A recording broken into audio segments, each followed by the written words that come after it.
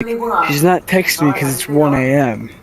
And then the other advice I get is, you should wait for her. She did really good for you. You know, just keep waiting and holding out, and it'll work out because you both had to think for each other. It's like, I mean these two sides of the coin, and on one side I definitely feel both things, but like, you have to think about things rationally and logically, and I'm willing to wait. I'm willing to wait for the right time, and that's kind of like where I see the advice is. You'll get advice when it comes to advice. You'll get advice from both sides saying two different things, and you don't have to necessarily find the middle, but you have to look at the situation logically. What is actually happening? What would make sense? Is she ignoring me because she doesn't like me, or is she just 9 times out of 10 she's asleep at 3 a.m. I'm just gonna say that she's probably asleep at 3 a.m. Yes, that is the most likely answer. Yeah, but people are like, well, you should wait forever. And it's like, I don't think I'll wait forever. I think I'll wait for the right moment. Obviously, this isn't the right moment. This isn't the right moment because I'm still in high school. She's graduated for the second time. She graduated in Belgium, and then she graduated over here because she took an exchange here. And I said, I'm already gonna go visit her when I graduate high school.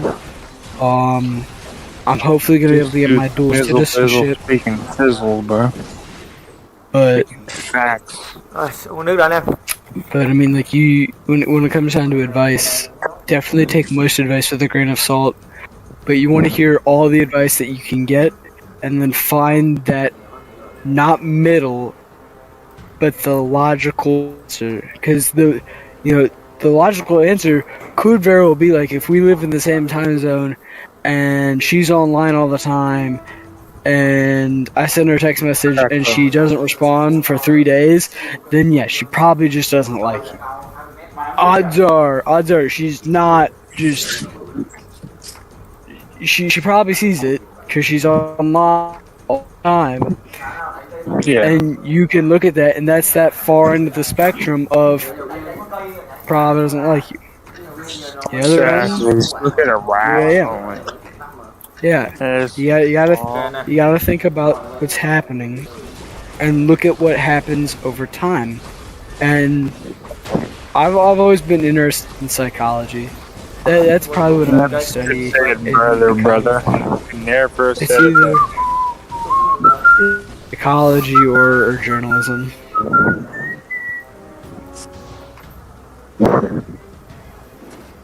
And the other thing with advice is I think I let people's advice affect me too much, because I'll ask for advice on something, and then I will go really hard into that advice. Good, bad, or indifferent. I'll pretty much sell out, because that's just like, if you give me advice, I'll generally sell out into that advice. It's like it shows that I'm being trusting of you, but if that backfires onto me, that's gonna come back on your character, and it's just happens. So can I do agree, like, if people do break your trust, you'll basically never trust them again. Yeah.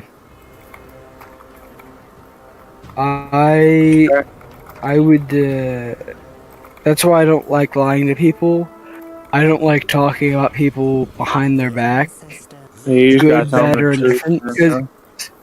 Because I've been talking about this French girl, or this Belgian girl, and it's like, I don't like talking about her because she's not sitting right here, and I think that's wrong.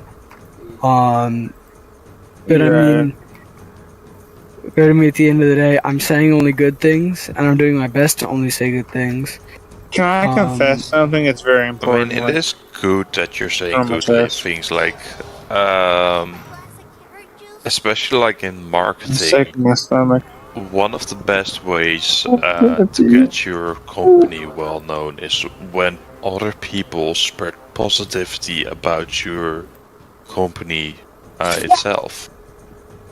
Well, Bro, I try to. Bro is speaking. I try to always speak positive about people behind their back, but I'm not gonna. If someone asks me, the thing is, it comes down to people. Like a coach has asked me, like, what do I think of some of one of the wrestlers, and I feel bad when I'm like open to his performance, good. But it's not like it's constructively criticizing them with the coach. I know those. I remember. Yes, it was required to answer them. But it's like, what do you think of this? And it's like, I'll sit there and like, I'll go with one of my wrestlers, for example. He's a great wrestler, and I'll sit. He's a great wrestler, very strong. He's got really good fundamentals, but he panics too much, and that's where he falls short. He panics too much, and when he panics, he makes quick decisions, which is why he ends up in bad situations. But he's strong enough to get out of them, and that's I'm going to describe them in the positive light, and then I'm going to say drawbacks, and I got that. I got asked about all my wrestlers, and there's only one that I said. The only wrestler that I said, that I said was pretty much. There were two wrestlers that I said were pretty much solid wrestlers all around, and had very few minor mistakes, things that every wrestler makes that just goes away with time and training. And it was her, and I said. She'll get faster over time. That was her biggest drawback, was she was really slow on the mat because she just wasn't always confident, and we built up that confidence. But she wasn't necessarily confident, and she wasn't. Obviously, this was her first time wrestling, so she wasn't going to be like lightning fast. Spencer Lee winning nationals. Yep. And then an 8th grader who I had wrestled with for 4 years.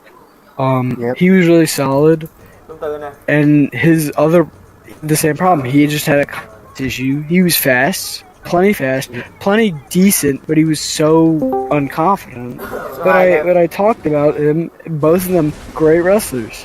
They really are. They know what they're doing. I would trust them. I would honestly trust them to go out on the mat by themselves and decision. They don't need coaching in the match. They just need the confidence to believe that they can win before they will win. And that's just something that comes with time. Yep. I agreed, man. I completely agree. It just takes time practice, and just like experience, just to see like what the environment's like. Yeah. And you gotta.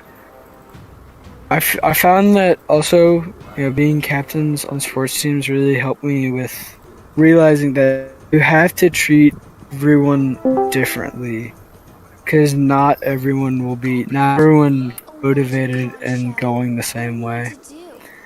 Really? Yeah, absolutely.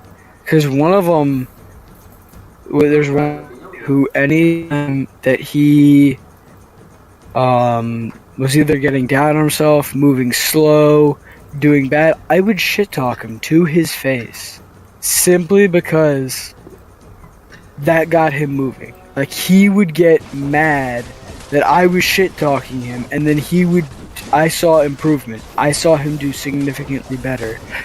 And then I'll turn around, and it'll be someone that if you talk shit to, will just like get down on himself, realize, just reinforce the ideas that he's not good. So I'd sit there and be like, "You're doing great. Do this, and you'll do better." And that's how you not only coach but lead. Yeah. Because you gotta look at everyone differently. Because if you look at, because it's everyone's a different person. If you look at them the same, then you're gonna end up with a very discombobulated